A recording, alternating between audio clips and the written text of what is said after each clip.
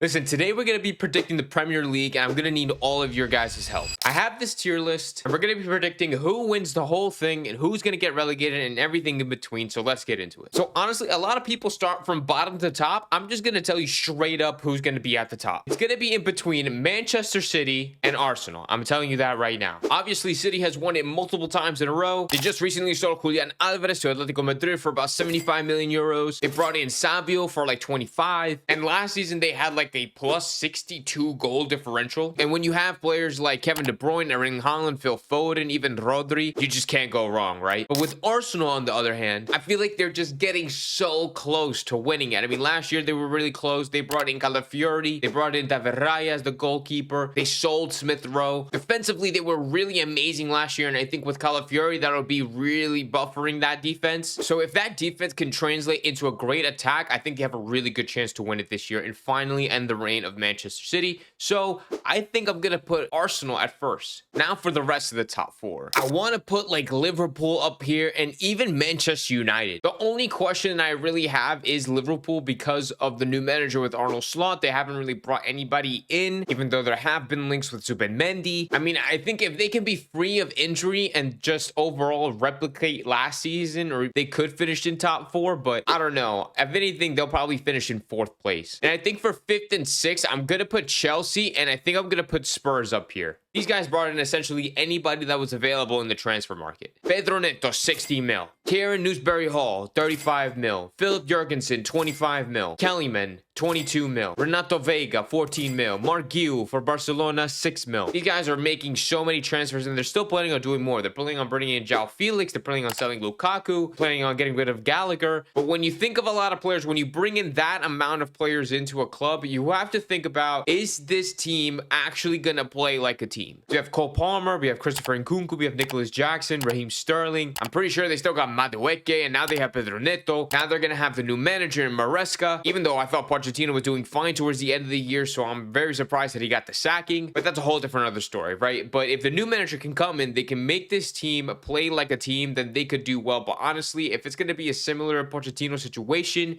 where they're going to do really, really bad and have poor performances and not get the results that they need, I don't know. But I feel like they should. So I'm just going to put them in fifth. And I know I put Spurs in sixth, but I think it'll be a better year for Spurs. They should be more established as a team. They should have some sort of identity at the club. And this would be year 2 for Postecoglou. And when you bring in players like Dominic Solanke, Archie Gray, Lucas Bergvall, and when you combine them with the current players like Heung-min Son and James Madison and Brendan Johnson and Kulusevski, you would think that they would have, you know, a better team established. Bringing in a few key players just to slightly improve the team with a team that already has a lot of chemistry with each other. I think they should be having a better season. So honestly, sixth place could be a little low. They'll probably finish ahead of Chelsea, so I'm gonna switch that. Now we move on to seventh place. Now I think it should be Aston Villa. They had a really good season last year, obviously qualifying for the Champions League for the first time and God knows how long. Now that they will be competing in the Champions League, they probably won't be doing so well in the league because it's gonna be difficult with all the match congestion they're gonna have this season. So honestly, if they finish seventh place, I think that'll be a really, really good season for Villa. They were also very, very busy this transfer window. They're selling the likes of Moussa Diaby for 60 mil, Douglas Luiz for 50 mil, bringing in the likes of Onana for 60, Maatsen from Chelsea, Enzo Barrenechea, the Argentinian from Juve, even Ross Barkley from Luton Town for 6 mil. I mean, they've just been very, very busy. So I think that if Aston Villa can really hold it together this year, if I was a Villa fan, I wouldn't mind a seventh place finish. Now, here's where we get a little tricky, right? Like mid-table, I feel like is always a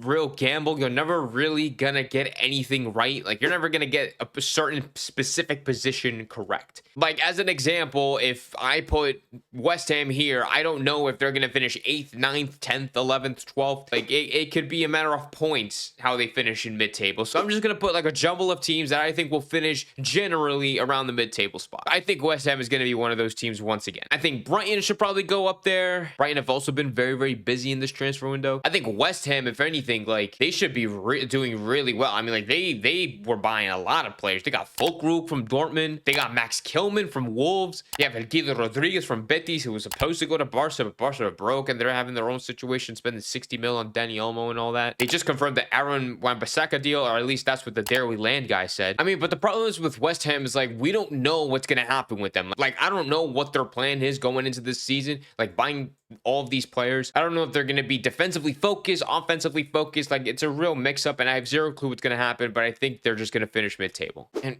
I don't even know for the rest of, like, the top half of mid-table. Like, do you throw in Palace? Do you throw in Everton? Do you throw in Newcastle? I completely forgot about Newcastle. I mean, ever since that they had that Saudi takeover, like, they've made it to the Champions League for the first time in 20 years, and they had Eddie Howe at the helm, obviously with zero Champions League experience. So I don't know how well this is going to go, because obviously they didn't do so well in the Champions League. I mean, they were doing the best they can being in the group of death, right? But I don't know. It's going to be very, very difficult. So I feel like people shouldn't even be putting them at that standard, because that was just a one-time thing that they happened like after the takeover. I mean, like they could have like some sort of bounce back season now that they're not in Champions League, but if they get a lot of injuries, then they could really, really struggle. I mean, like, I feel like they would honestly fight for 7th more, maybe even 6th, but it'll be pretty close. I think they'll probably fight with Aston Villa for 7th place. So what is that? 8, 9, 10, 11, 12. I'm missing 2 more clubs that I got to put here. I'll put in Crystal Palace up there. I'm not sure where they're going to land, but I think that's 11, so we'll just keep them there. And maybe we can do Bournemouth, because I think Everton will finish in the lower half. I think Southampton could honestly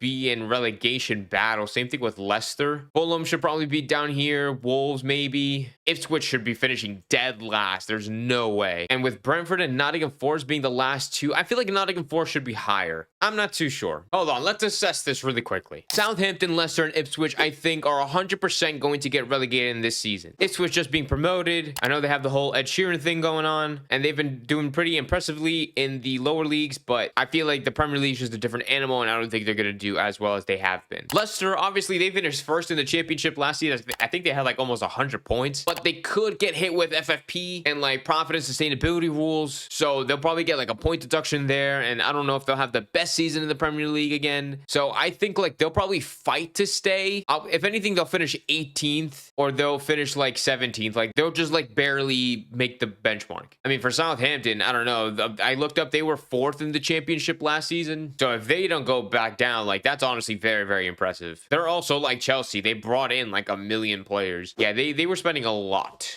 of money. I feel like for the lower mid-table, I think Nottingham Forest could have a better season under Espirito Santo. I mean, with the likes of players like Alanga and Gibbs White and Chris Wood, I don't know. So maybe they could finish higher up. But I want you guys to let me know what you think so far. I don't want you to tell me like, oh, Bournemouth is going to finish in 13th instead of 12th or something. No, I want you guys to tell me, like, what do you think I've gotten completely wrong? I think the biggest controversial ones would probably be the Champions League spot. Like, a lot of people would probably put Manchester United like down in 7th or 8th, but honestly, I think they're gonna have a comeback season. And of course, maybe the champions, a lot of people would think City would win it again. I just don't want City to win it again. Also, like, I think Arsenal should be bouncing back at some point. It's just during one of these years. I don't know. I feel like Liverpool is also could probably finish lower. I don't know if Arnold Slot will keep up with, you know, what they have been doing in these last couple of years. But some people could argue Chelsea finished lower, Spurs could finish lower. I don't know. You guys let me know down in the comments below, but I think this is my final prediction. But yeah, thank you guys so much for watching this video. I'll see you guys in the next one. Leave the comments down below of how good my ball knowledge is, and let me know what I got right and what I got wrong. And I'll see you guys in the next one.